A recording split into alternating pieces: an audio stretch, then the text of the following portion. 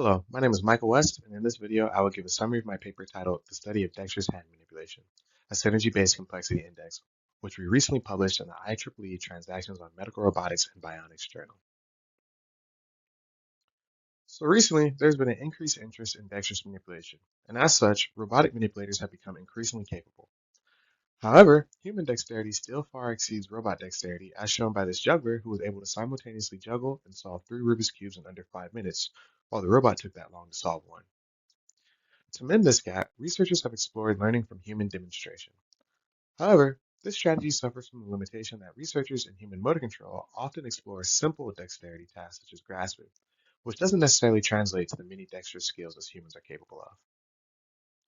One challenge that emerges from the study of human dexterity is that the hand is a very complex system that incorporates more than 20 joint degrees of freedom. However, the idea of kinematic hand synergies help address this challenge. Synergies are the result of dimensionality reduction. For example, if we take the equation on the screen, theta equals phi as a function of del, theta may represent the high degree of freedom feature space. Here, that is relative joint angles of the hand. And del is a possibly neural command that has fewer dimensions than theta. And phi is a kinematic mapping between del and theta, such that you can now use the lower dimensional del to control the high dimensional phi. The best way to internalize this is to think about how we use our own hand. We rarely ever control each joint individually, rather we control many of them simultaneously in a coordinated fashion. This coordinated fashion is known as a synergy. And in fact, in the human hand, it has been found that these two synergies account for upwards of 75% of the variance in hand posture, which is a great reduction of the original 20+ degree of freedom system. To extract these synergies, one typically uses singular value decomposition after setting up your data matrix. I won't go into details here, but what is important is that each synergy contains an associated variance metric. This metric describes how much of the data that synergy accounts for, and this variance accounted for number is often used to determine the number of synergies required in your device or your study. And if you end up with a great synergistic reduction in the degrees of freedom, then you might incorporate into your system something that looks like the block diagram shown here, where you have a synergistic controller whose synergy-based degrees of freedom are significantly lower than the actual degrees of freedom. For example, you might use the two hand synergies to control the entire hand. Now recall that I previously said that there is a limitation in the fact that researchers often limit their study of human dexterity to simple tasks such as grasping.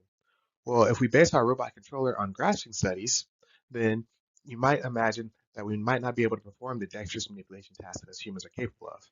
For example, in your controller, you might incorporate the synergy used for picking up a screwdriver, and you can imagine that if the goal is to screw with the screwdriver, which incorporates very different kinematics, then you might not have given your robot the correct subspace of control. Thus, it is important to highlight that if we want to replicate human dexterity, we must study the breadth of dexterous tasks us humans are capable of. So naturally, this leads to the question, how can we ensure that the tasks analyzed from learning from demonstration represent the whole spectrum of complex manipulation activities that humans can perform with their hands? Well, we propose a new metric which we refer to as VAF-CI. So what is VAF-CI? It stands for Variance-Accounted-For Complexity Index. Mathematically, it is a normalized area above the cumulative variance-accounted-for curve computed after singular value decomposition, as shown in red in the example of variance-accounted-for graph on the right. The logic is as follows. Intuitively, manipulation increases when more synergies are needed to describe the variance in the data. That would in turn increase the variance accounted for by these higher order synergies as they become more important. This would then increase this red area, which is also known as the VAF-CI. So summarizing, VAF-CI increases with complexity. Given this new metric, we wanted to test the hypothesis that complexity of 3 distinct tasks can be identified using VAF-CI. Specifically, we measure hand kinematics during these tasks requiring various levels of dexterity, namely those of reach to grasp of a set of tools, tool use or manipulation of those tools, and piano playing.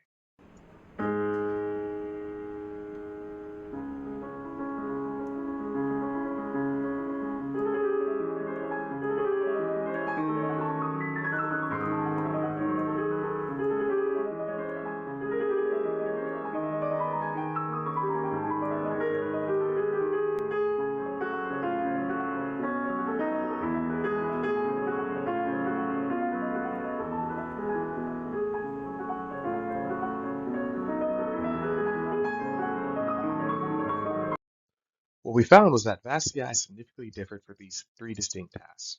Shown on the left, we see the variance accounted for and the cumulative variance accounted for these 3 tasks, where complexity increases as expected.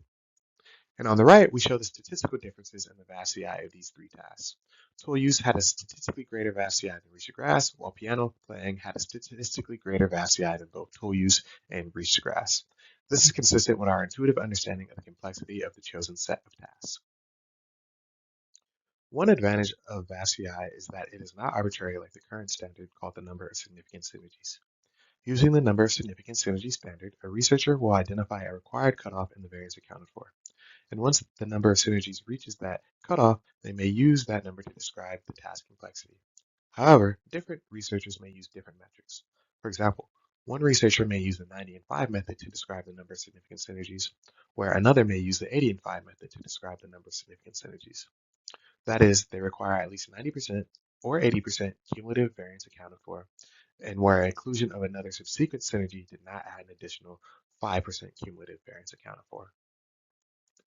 Both these methods for identifying the number of significant synergies are shown in the two graphs. Of note, depending on which arbitrarily chosen method you have used, you may see a significant difference between reach and grass in tool use, or you may not see a significant difference.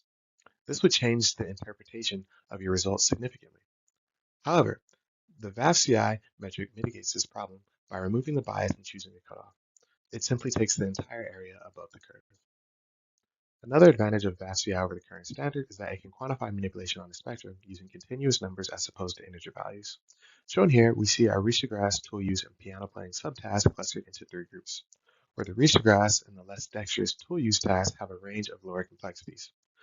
The more dexterous tool use tasks, like tying a zip tie and screwing a screwdriver, have a range of medium complexities, and the piano playing tasks have a range of higher complexities, again matching our intuition. Interestingly, when we zoom into the VAF-CIs of piano playing, we see that there are a spectrum of complexities even within the subtasks based on the piece played. Notably, 3 pieces of generally accepted levels of easy, medium, and advanced difficulty are highlighted, where their VAF-CI compared to the other pieces match intuition.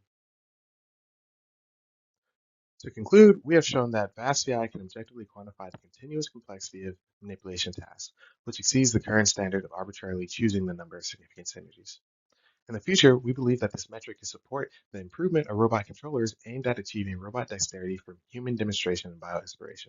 Specifically, we believe that this metric will promote future work investigating human dexterity during reasonably complex manipulation tasks quantified by the VAF-CI, thus helping close the gap between human and robot dexterity.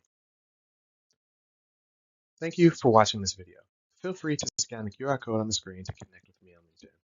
Additionally, the link to the paper can be found in the video description below.